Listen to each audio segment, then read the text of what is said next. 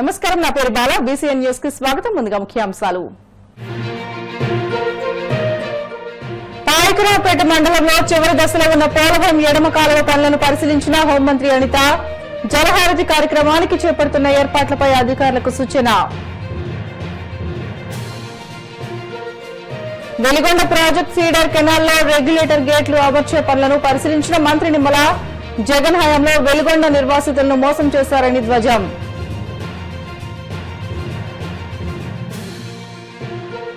అన్ని వర్గాలను మోసం చేసిన కూటమి ప్రభుత్వానికి స్థానిక సంస్థల ఎన్నికల్లో ప్రజలు బుద్ధి చెప్పడం ఖాయం. విమర్శలు గుప్పించిన మాజీ ఎంపీ మార్గాని భరత్.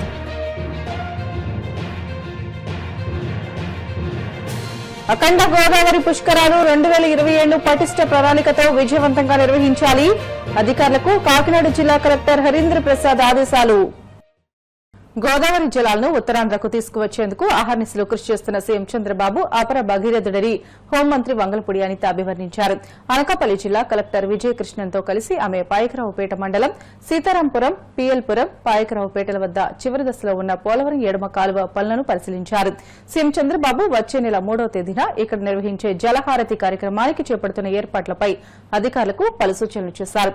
ఈ సందర్భంగా మంత్రి మాట్లాడుతూ పోలవరం ఎడమ కాలువ వల్ల ఉత్తరాంధ్ర రైతాంగానికి ఎంతో మేలు జరుగుతుందని అన్నారు.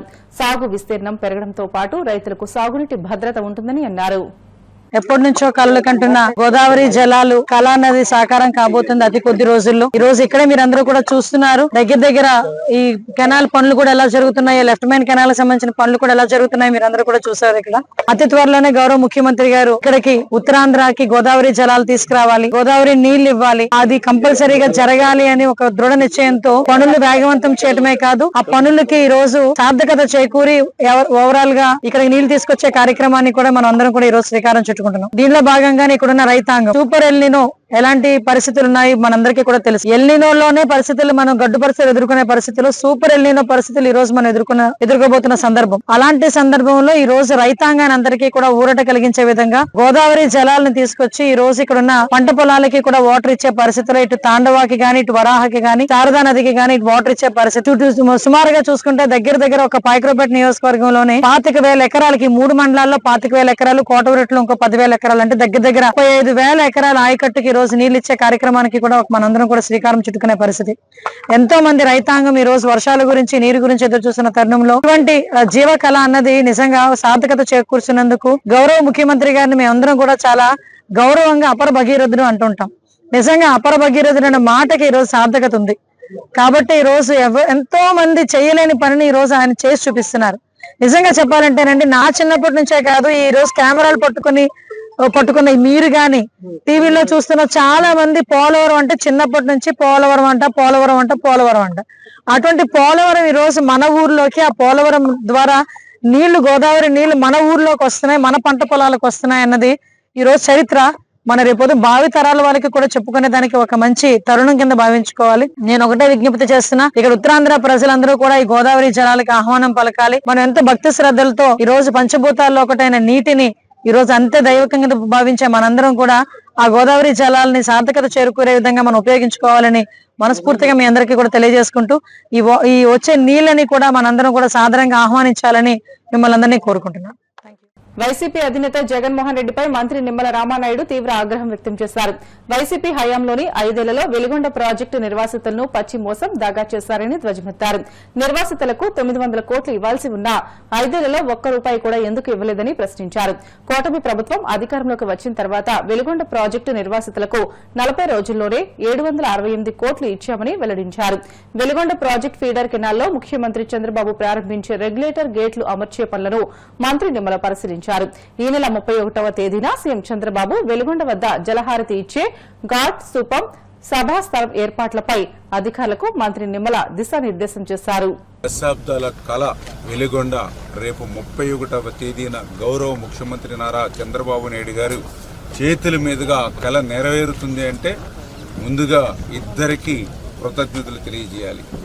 ఒకటి నారా చంద్రబాబు నాయుడు గారికి, ఎందుకంటే ఆ రోజు 1996లో ఆయన చేతుల మీదకి వేసినటువంటి పునాది రాయి మళ్ళీ 2024లో కూటమి ప్రభుత్వం అధికారంలోకి వచ్చినటువంటి ఈ 2 ఏళ్లలోనే lining, benching, head works, feeder canal వీటన్నిటినీ మించి 900 కోట్ల రూపాయల నిర్వాసితులకు ఇవ్వాల్సినటువంటి సొమ్ములతో సహా నీళ్ళిచ్చే ముందుగానే ఇవన్నీ కూడా క్లియర్ చేసిన తర్వాతే నీళ్ళు ఇవ్వాలి అనేటువంటి ఒక ఆలోచన, ఒక లక్ష్యంతో ఈ 2 ఏళ్లలో ఈ యొక్క పనిని పూర్తి చేసి ఈ యొక్క వెలుగొండని మరి రేపు 31వ తేదీన ఈ యొక్క కరువు ఫ్లోరైడ్ బాధిత ప్రాంతానికి అందిస్తున్నందుకు ముందుగా చంద్రబాబు నాయుడు గారికి ధన్యవాదాలు చేయాలి. ఒకటి.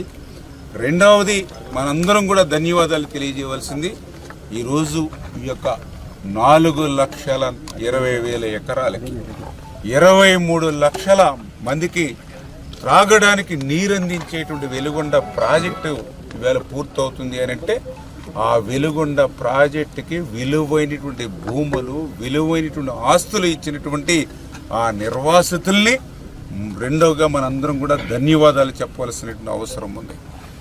ఎందుకంటే ఈవేళ మనందరికీ తెలుసు, సెంటిమెంట్ ఉంటుంది ప్రతి ఒక్కరికి.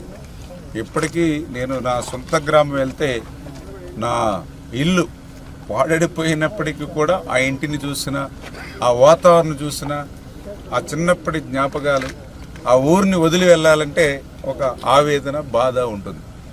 అటువంటి వాటన్నిటినీ కూడా ప్రక్కన పెట్టి ఈవేళ లక్షలాది మందికి మా వల్ల త్రాగడానికి నీళ్ళు ఇస్తూ ఉన్నాం, లక్షలాది ఎకరాలకు సాగునీరు ఇస్తూ ఉన్నామని ఒక త్యాగం ఈవేళ నిర్వాసితులు చేశారు. కాబట్టే ఈవేళ ఆ వెలుగొండ ప్రాజెక్టు పూర్తవుతున్నటువంటి పరిస్థితి, మనం పూర్తి చేస్తున్నటువంటి పరిస్థితి.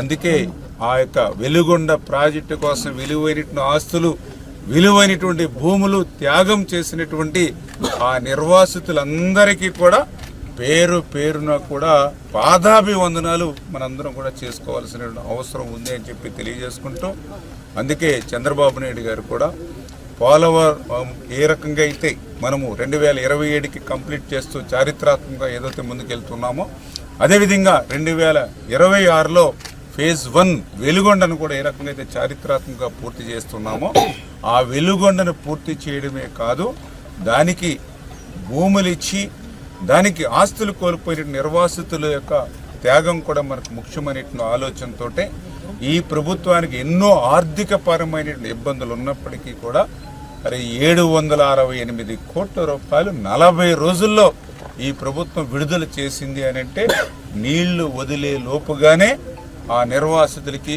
వాళ్ళు జమ చేయాలి.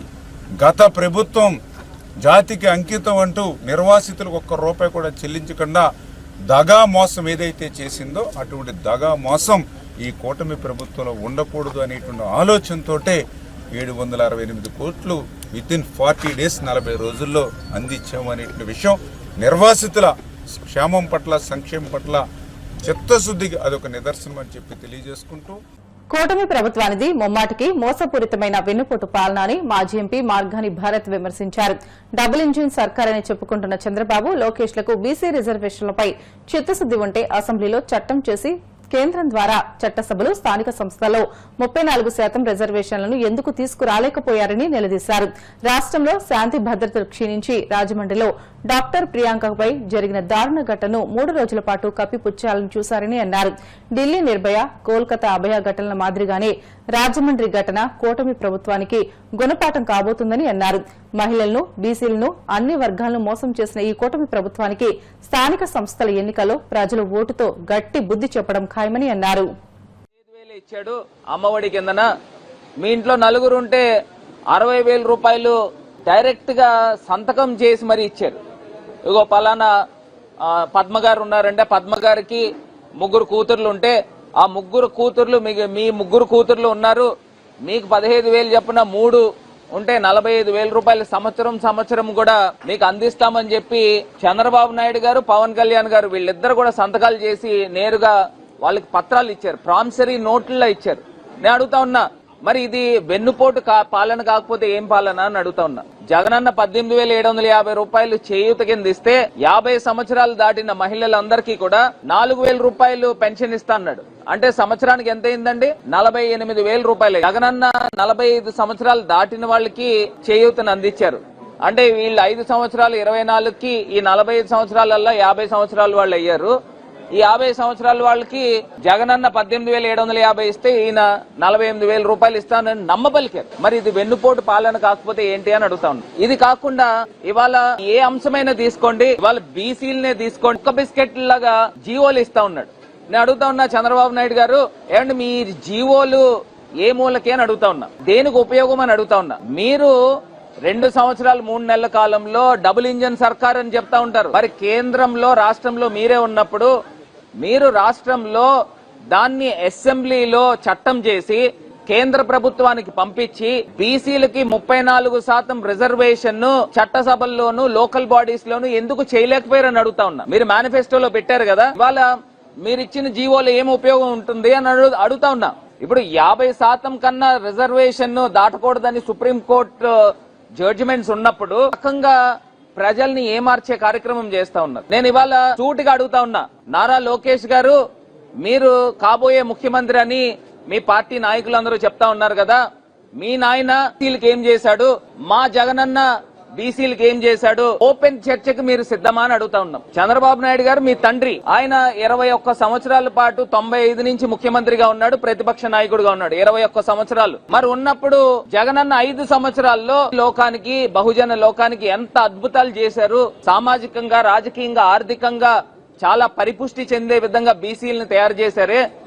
మీరు 21 సంవత్సరాలుగా బీసీలకు మీరు ఏ రంగమైనా తీసుకోండి, ఛాలెంజ్ చేస్తా ఉన్నాం. అటు పార్లమెంట్ లో హైయెస్ట్ బాడీ ఏంటంటే రాజ్యసభ. రాజ్యసభలో మీరు 21 సంవత్సరాల్లో ఒకళ్ళిద్దరికి మీరు రాజ్యసభ ఇచ్చారు. మా జగనన్న 4 బీసీలకి రాజ్యసభ ఇచ్చారు. మరి అదే విధంగా మీరు ఎమ్మెల్సీలు తీసుకోండి, మీరు ఎంతమంది ఎమ్మెల్సీలకి మీ 21 సంవత్సరాల్లో మీరు ఇచ్చిన ఎమ్మెల్సీలు కన్నా జగనన్న బీసీలకి ఎక్కువ ఇచ్చారు 5 సంవత్సరాల్లో. అదే విధంగా మేయర్లు, మీకు జెడ్పీ చైర్మన్లు, అక్కడ ఉన్న ఓసీ కోటాలో కూడా బీసీలను తీసుకొచ్చి జడ్పీ చైర్మన్ ఉప్పాల హారిక గారు ఎవరండి. మీరు లోక్సభ ఎంపీలైనా తీసుకోండి, 2019 తీసుకోండి, 24 తీసుకోండి, హైయెస్ట్ నంబర్ బీసీలకు ఇచ్చింది ఎవరు? జగనన్న. మీరు అదే విధంగా మీరు ఎంపీటీసీల దగ్గర నుంచి జడ్పీటీసీల దగ్గర నుంచి హైయెస్ట్ నంబర్ ఇచ్చింది జగనన్నే.